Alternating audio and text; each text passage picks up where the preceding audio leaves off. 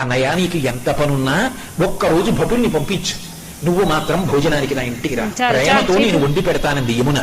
మన్నించి యమధర్మరాజు కార్తీక మాసంలో శుక్లపక్షంలో విధియ తిథి నాడు యమున ఇంటికి భోజనానికి వెళ్ళాడు.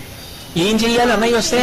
పరమ ప్రేమతో చిన్నప్పుడు అన్నయ్య ఏం తినేవాడో, ఏదంటే ఇష్టమో ఆ మాటలు చెప్తూ కబుర్లు చెప్తూ ఇంకొంచెం తిననయా ఇంకొంచెం తిననయా అంటూ అన్నయ్యకి ప్రేమగా వడ్డించి తిన్నాడు. ఏం కావాలమ్మా నీకు అని అడిగాడు. మరి దేవతా సంబంధం కదూ, వరం ఇవ్వాలి. ఆవిడ మనందరి కోసము వరమడి.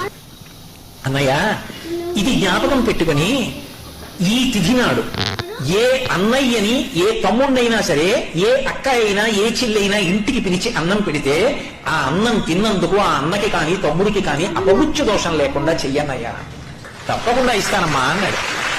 అంతేకాదమ్మా, నీలాంటి చెల్లెలు ఉన్నందుకు పొంగిపోతున్నాను, విశాల హృదయంతో అడిగావు. ఇలా పెట్టిన చెల్లికి